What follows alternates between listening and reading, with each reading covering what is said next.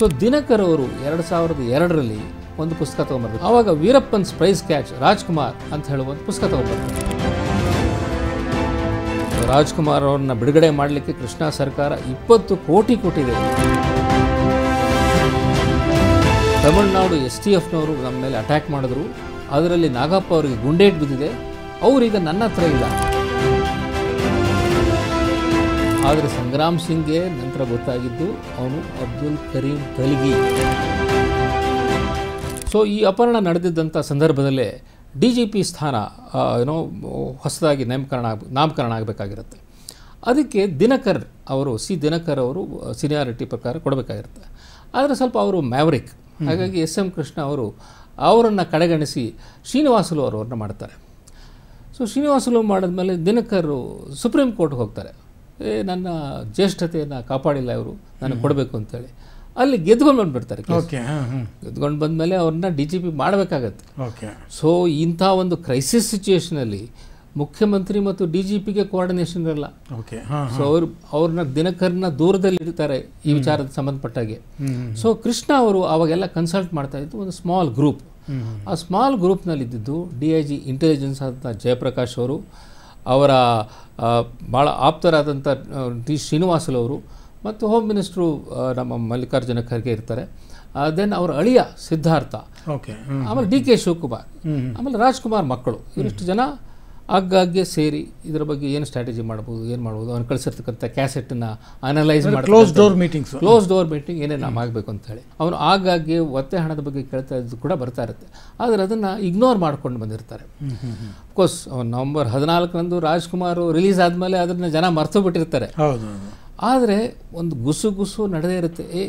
ಗೋಣಿ ಚೀಲಗಳಲ್ಲಿ ಹೋಗಿದೆಯಂತೆ, ರಾತ್ರಿ ಕರೆನ್ಸಿ ನೋಟ್ಗಳೆಲ್ಲ ಹೋಗಿದೆಯಂತೆ, ಇದೆಲ್ಲ ಬರೀ ಸುಳ್ಳು ಅಂಥೇಳಿ SM ಕೃಷ್ಣ ಅವರು ಡಿನೈ ಮಾಡ್ತಾರೆ, ಕಂಪ್ಲೀಟ್ಲಿ ಡಿನೈ ಮಾಡ್ತಾರೆ.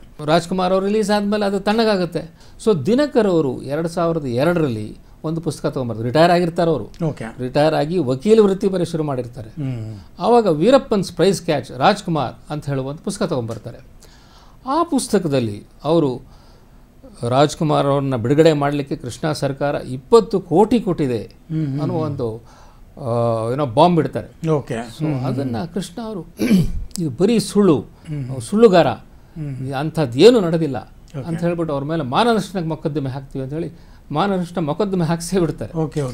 ಸೊ ಅದು ಮೊಕದ್ದಮೆ ಪಾಡಿಗೆ ಮೊಕದ್ದಮೆ ನಡೀತಾ ಇರುತ್ತೆ. ಆದರೆ ದಿನಕರ್ ಮಾತ್ರ ಇದಿಷ್ಟು ನಿಜ, ನನಗೆ ಗೊತ್ತಿರ್ತಕ್ಕಂಥ ವಿಚಾರ ಅಂತ ಅವರು ಫರ್ಮ್ ಆಗಿ ಕೂತ್ಕೊಳ್ತಾರೆ. ಅದೇ ಸಂದರ್ಭದಲ್ಲಿ ವೀರಪ್ಪನ್ ನಾಗಪ್ಪ ಅಂತ ಹೇಳುವ ಹಿಂದಿನ ಮಂತ್ರಿ ಅವ್ರನ್ನ ಕಿಡ್ನ್ಯಾಪ್ ಮಾಡ್ಕೊಂಡು ಹೋಗ್ತಾನೆ.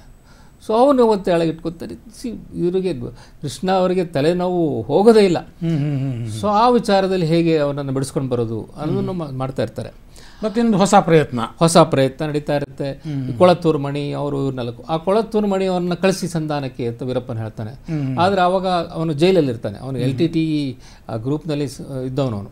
ಸೊ ಅವನು ಜೈಲಿನಲ್ಲಿ ಇರ್ತಾನೆ. ಅವನ್ನ ಬಿಡೋದಕ್ಕೆ ಸುಪ್ರೀಂ ಕೋರ್ಟ್ ಕೂಡ ಒಪ್ಪೋದಿಲ್ಲ. ಹಾಗಾಗಿ ಅವನು ಕಳಿಸಿಕ್ಕೆ ಆಗೋಲ್ಲ ಅಂತ ಮೆಸೇಜ್ ಕಳಿಸ್ತಾರೆ. ಆವಾಗ ಅವನಿಗೆ ಬೇಕಾದ್ದು ಬರೀ ಹಣ. ಸೊ ಹಣದ ಬಗ್ಗೆ ಕಾನ್ಸಂಟ್ರೇಟ್ ಮಾಡ್ತಾ ಇರ್ತಾನೆ ಯಾರು ವೀರಪ್ಪನ್. ಸೊ ಇವರು ಏನಾದ್ರು ವ್ಯವಸ್ಥೆ ಮಾಡಬೇಕಲ್ಲ. ಆವಾಗ ಒಂದು ದಿವಸ ವೀರಪ್ಪನ್ನು ಕೃಷ್ಣ ಅವರಿಗೆ ಸ್ಯಾಟಲೈಟ್ ಫೋನ್ ಮೂಲಕ ಫೋನ್ ಮಾಡಿ, ನೋಡಿ ತಮಿಳುನಾಡು STFನವರು ನಮ್ಮ ಮೇಲೆ ಅಟ್ಯಾಕ್ ಮಾಡಿದ್ರು, ಅದರಲ್ಲಿ ನಾಗಪ್ಪ ಅವರಿಗೆ ಗುಂಡೇಟ್ ಬಿದ್ದಿದೆ, ಅವರೀಗ ನನ್ನ ಹತ್ರ ಇಲ್ಲ ಅಂತ ತಿಳಿಸ್ತಾನೆ. ಸೊ ರಾಜ್ಯ ಸರ್ಕಾರ ಗಾಬರಿ ಆಗಿದೆ, ಏನಾಗಿದೆ ಅಂತ ಹೇಳ್ಬಿಟ್ಟು ಒಂದು ಪೊಲೀಸ್ ಕೂಂಬಿಂಗ್ ಆಪರೇಷನ್ ಮಾಡ್ತಾರೆ. ಸೊ ಇಡೀ ದಿನ 2-3 ದಿವಸ ಹುಡುಕಿದ ಮೇಲೆ ಅವರಿಗೆ ನಾಗಪ್ಪ ಅವರ ಶವ ಸಿಕ್ಕತ್ತೆ. ಸೊ ಅವರನ್ನು ಬಹುಶಃ ಅವನು ಸಾಯಿಸಿಬಿಟ್ಟಿರ್ತಾನೆ. ಸೊ ಅವರನ್ನು ಆವಾಗ ನಾಗಪ್ಪ ಅವ್ರ ನಾಗಪ್ಪ ಕಾಂಗ್ರೆಸ್ ಪಕ್ಷದಕ್ಕೆ ಸೇರಿದವರಲ್ಲ, ಮತ್ತು ರಾಜ್ಕುಮಾರ್ ಅಷ್ಟು ಹೈ ಪ್ರೊಫೈಲ್ ಅಲ್ಲ. ಸೊ ಹಾಗಾಗಿ ಕೃಷ್ಣ ಅವರ ಬಗ್ಗೆ ಸಾಕಷ್ಟು ಕಾಳಜಿ ತೋರಿಸಲಿಲ್ಲ ಅನ್ನುವ ಟೀಕೆಯನ್ನು ಕೂಡ ಅವರು ಫೇಸ್ ಮಾಡಬೇಕಾಗತ್ತೆ. ಅಂದರೆ ಅವಾಗ ಇನ್ನೂ ನೆನಪಿದೆ ನಮಗೆ, ನಮ್ಮ ETVಗೆ ಅದು ಎಕ್ಸ್ಕ್ಲೂಸಿವ್ ವಿಜುವಲ್ಸು ಸಿಕ್ಕಿತ್ತು. ಅಲ್ಲಿಂದ ನಮ್ಮ ರಿಪೋರ್ಟರ್ ಹೋಗಿ ನಾಗಪ್ಪ ಅವರ ಡೆಡ್ ಬಾಡಿ ಫಸ್ಟು ETVಗೆ ಅದು ಸಿಕ್ಕಿದ್ದು. ಸೊ ಅದೊಂದು ನಮಗೂ ಬರೆಯಲಾಗದ ಒಂದು ಕ್ಷಣ ಅದು ಒಬ್ಬ ಪತ್ರಕರ್ತರಾಗಿ. ಸೊ ದಿನಕರ್ ಅವರು ಮಾಡಿದ ಆಪಾದನೆ ಸರಿಯಲ್ಲ, ಅದು ಬರೀ ಸುಳ್ಳು ಅಂತ ಕೃಷ್ಣ ಅವರು ಹೇಳಿದ್ಮೇಲೆ ಅದು ಅಲ್ಲಿಗೆ ತಣ್ಣಗಾಗಿರುತ್ತೆ. ಆದರೆ ಅದೇ ಕೆಲವು ತಿಂಗಳಿನಲ್ಲಿ ಆವಾಗ ACP ಆಗಿದ್ದಂಥ ಸಂಗ್ರಾಮ್ ಸಿಂಗ್ ಅನ್ನುವಂಥವರು ಒಂದು ಅಫಿಡವಿಟ್ ಫೈಲ್ ಮಾಡ್ತಾರೆ, ಕನ್ಫೆಷನ್ ಸ್ಟೇಟ್ಮೆಂಟ್. ಮ್ಯಾಜಿಸ್ಟ್ರೇಟ್ ಮುಂದೆ, ಅದು ಮ್ಯಾಜಿಸ್ಟ್ರೇಟ್ ಮುಂದೆ ಹೋಗ್ಬಿಟ್ಟು 22 ಪುಟದ ಒಂದು ಕನ್ಫೆಷನ್ ಸ್ಟೇಟ್ಮೆಂಟ್, ಅದರಲ್ಲಿ ಎಳೆಯಾಗಿ ಬಿಡಿಸಿ ಹೇಳಿಬಿಟ್ಟು ರಾಜ್ಕುಮಾರ್ ಒತ್ತೆ ಹಣ ಹೇಗೆ ಹೋಯ್ತು, ಯಾಕಂದರೆ ಅವರನ್ನು ಉಪಯೋಗಿಸ್ಕೊಂಡಿರ್ತಾರೆ ಸರ್ಕಾರ, ಸಂಗ್ರಾಮ್ ಸಿಂಗನ್ನು ಉಪಯೋಗಿಸ್ಕೊಂಡಿರ್ತಾರೆ. ಅವರು ಏನೋ ಸಿದ್ಧಾರ್ಥ್ ಮನೆಯಿಂದ ಹೇಗೆ ಗೋಣಿ ಚೀಲಗಳಲ್ಲಿ ಹಾಕ್ಕೊಂಡು ಹೋದರು ಹಣವನ್ನು, ಆಮೇಲೆ ತಮಿಳುನಾಡಿಗೆ ಹೆಂಗೆ ತಲುಪಿಸಿದ್ರು, ಇದೆಲ್ಲ ವಿಚಾರಗಳನ್ನು ತಮ್ಮ ಕನ್ಫೆಷನ್ ಸ್ಟೇಟ್ಮೆಂಟಲ್ಲಿ ಅವ್ರು ಹೇಳಿರ್ತಾರೆ. ಅವ್ರು ಹೋದಾಗ ಆ ಮೀಟಿಂಗ್ನಲ್ಲಿ ಯಾರ್ಯಾರು ಇರ್ತಾ ಇದ್ರು ಅಂತೆಲ್ಲ. ಇವರಲ್ಲದೆ ನಾನು ಹೇಳಿದ್ನಲ್ಲ ಮೊದಲೆಲ್ಲ ಮಲ್ಲಿಕಾರ್ಜುನ ಖರ್ಗೆ, ಸಿದ್ಧಾರ್ಥ ಇವರೆಲ್ಲ ಇರ್ತಾಯಿದ್ರು. ಅದ್ರ ಜೊತೆಗೆ ಒಬ್ಬ ಏನೋ ವೈಟ್ ಸಫಾರಿ ಹಾಕೊಂಡಿದ್ದ ವ್ಯಕ್ತಿ ಒಬ್ಬರು ಇರ್ತಾನಂತೆ. ಸೊ ಮನೆಯಿಂದ ಆಚೆ ಬಂದಮೇಲೆ ಸಿದ್ಧಾರ್ಥ ಅವ್ರ ಅವರು ವೈಟ್ ಸಫಾರಿ ಹಾಕ್ಕೊಂಡಿದ್ರು, ಅವ್ರು ಯಾರು ಅಂತ. ಅವರೊಬ್ಬರು ಬಾಂಬೆ ಬಿಸ್ನೆಸ್ ಮನ್ನು ಲಾಲಾ ಅಂತ ಹೇಳಿ ಅಂತ ಸಿದ್ಧಾರ್ಥ ಹೇಳ್ತಾರಂತೆ. ಆದರೆ ಸಂಗ್ರಾಮ್ ಸಿಂಗ್ಗೆ ನಂತರ ಗೊತ್ತಾಗಿದ್ದು ಅವನು ಅಬ್ದುಲ್ ಕರೀಂ ತೆಲಗಿ.